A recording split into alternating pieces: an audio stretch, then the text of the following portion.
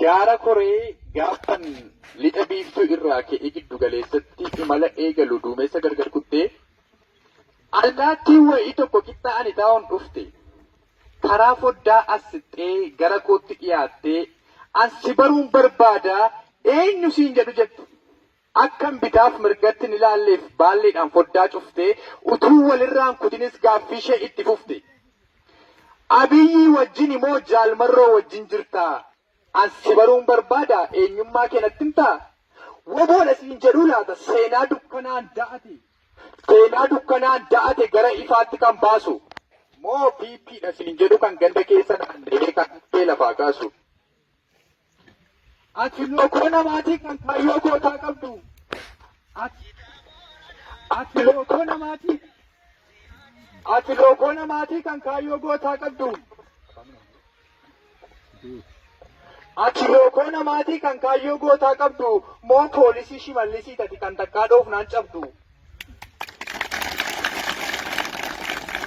Sanyii xaafii siin jedhu kan bultee boriif geessu moo goolicha eengeeti siin jedhu kan iddoo siin malleteessu.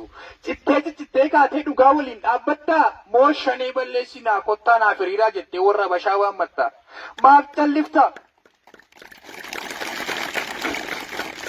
Maaf callifta gurbayyo dubbadhu kaana jalaa eenyu jedhee si waamu garbuudha moo hatalaa fira gaafa rakkooti ati isa jige kan dhaabu moo ati siicoo farsooti isa wariin arraabu. Wallaalte ni barattaa sitti mannii qajeeltaa moo akka haadhu handaanqoo biyyoo haadhuu kajeelta. Kudhaama dhasiin jedhu kudhaama waadaan nyaanne. Kan irbaata ijoollee isaa waraabessaaf hin laanne kan afaanitti damma garaatti eebicha hin baanne moo gaararraa siin jedhu gaararraa bifa dhibbaa kan adda baastee hin beekne hiikkaa ciqileef jilbaa eeyyee kan adda baaftee hin beekne hiikkaa areedaaf nyaaraa kan ganama akka daakuu kan galgala akka daaraa. Dubbadhu kaa gurbayyoo maaf calliftana jalaa eenyu jedhee si waamuu maqaa kamtu siif mala.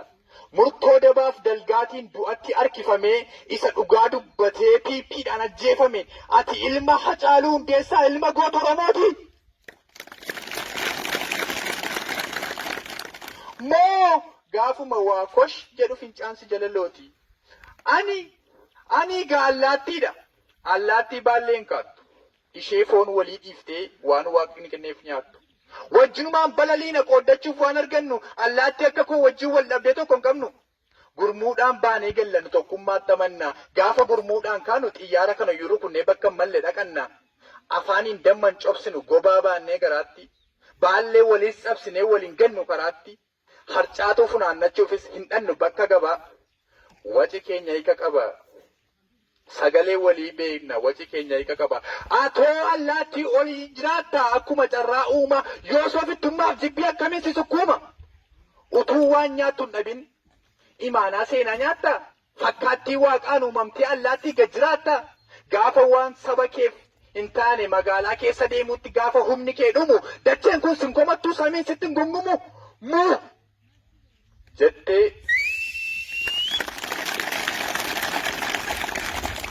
jettee natti dubbattee baallee ishee bat gochaa yeroo isheen deemuuf kaatu duubatti na millachaa lakkii allaattii nana hin deemin turin jedhe.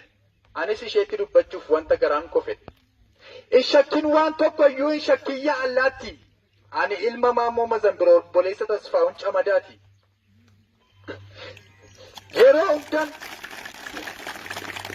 Yeroo hundan Oromoof hawwe ola deemuuf ballachuu gaaf tokko jedheen beeku lakkii kun nan galchu na galchamaaf nan galchu utuu Oromoon hin gammadin eessaan fida gammachuu. Kan dhiigaa walitti dhabne hundumtuu naaf obbolaa.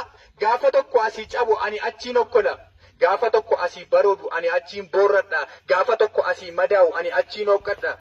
Gaafan dhabuuf argadhu gaafa qorraaf bulluqaa. Rakkinni Oromoo kootiina nyaata na tuttuqaa. Dhamaani tittuun jedhu buquriidhaanis baaduu wanta Oromoof hin taane naaf ta'a jedhee yaadu. Wanta natti naqanis hin baadhuan akka okkoteef xaasaa fuullee dhumatti ilaaleen oolaaf yeeyyii adda baasa.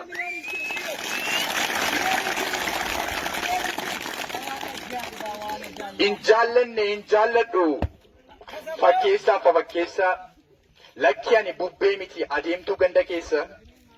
Eeyyee soqaladhee sin fiigwani wanta bor darbu faana lafee goota meeqaatu dirreerraa na waraana.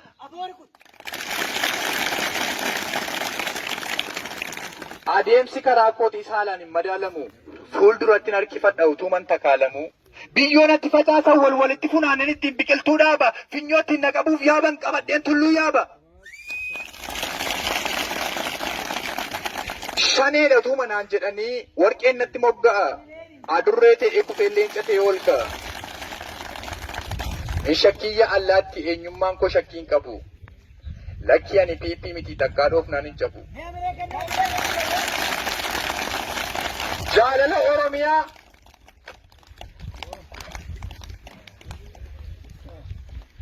Jaalala Oromiyaa eeyyee jaalala Oromummaa malee hin kudhaan manne jibbaa. Sirriittan adda baasee beeka hiika ciqileef jilbaa.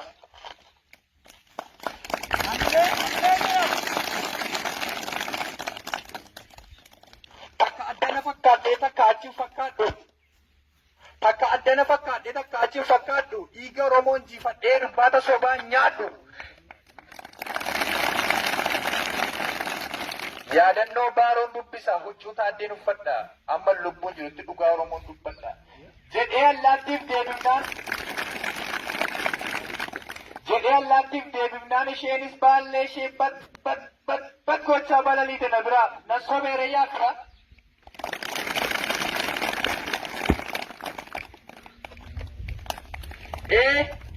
Eeban maal taate maraattee gurbaa amma waltajjii yaabdee haasaa nutti obbaafattu utuu dubbittiin seenii dursa nagaa nun gaafattu abaaramtu.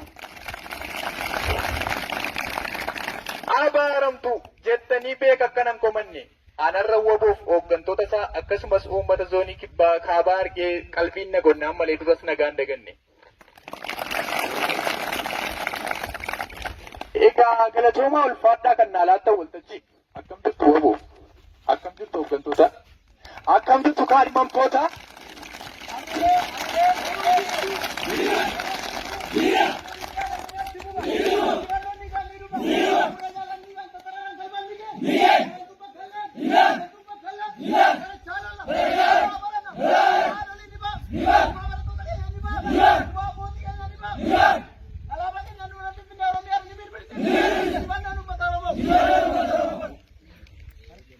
Galatoomaa ulfaadhaa kan naalaatti waltajjii akkam jirtu waboo akkam jirtu kaadhimamtoota akkam jirtu uummata koo. Waboo isinii waboo isinii warra kuftanii ka'aa ofii keessanitti risaa daangaa dhugaa eegdan wareega namummaatiin kokkee sobaa qabdanii dhugaa ifatti baasuudhaaf warra qolee cabdan warra haqa dhokataa awwaalaa kaachiftanii isin warra ofii agabuu bulaa isa kaan nyaachiftanii. Waboo isin warra galmee jallaatiif garaan isin hin gammadini. Eeyyee isin warra imimmaannaa dhayyeessaa sinfinatti hin badini. Isin goota dhugaatii. Oraanuu bulaa hunduu. Duutanis seenaa biraa gumaatan banne qabdu. Bakka keessan hin ga'iin murtutteen ija'amaa dhugaa waan kabajaniif ulfaadhaa kabajamaa.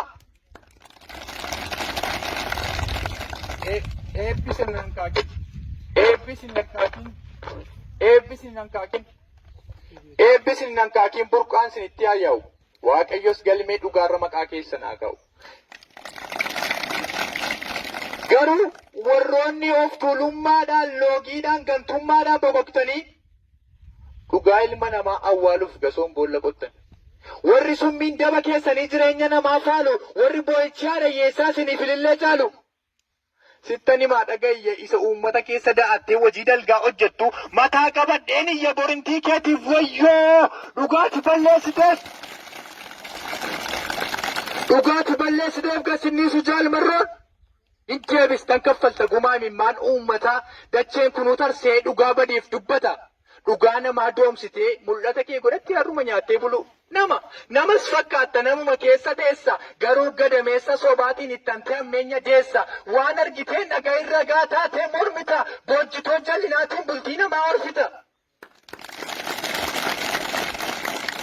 madda nyaataa godhatte laagaa dharaan mammaakuu miliqeena fansayin dootes lafa keessatti gatiin keessi nan kaaku ilaa akkas ta'e utuu naa bodhee ilaalu yoon hin argine ta'e rabbi jakoo cuqqaalu bakka kannatti haabuu jinniin naa barbadeessu anachi cinan tureem gaafa woboon seera cabsee maqaa biyyaa balleessu yommuunni kilaashiidhaan nama meeqa madeessu yakkan hojjete sana yoon ija koon hin argini inni dafqee facaasu dhangaannaaf hin margini deemsi jireenya kootii taakkuu shan hin darbini.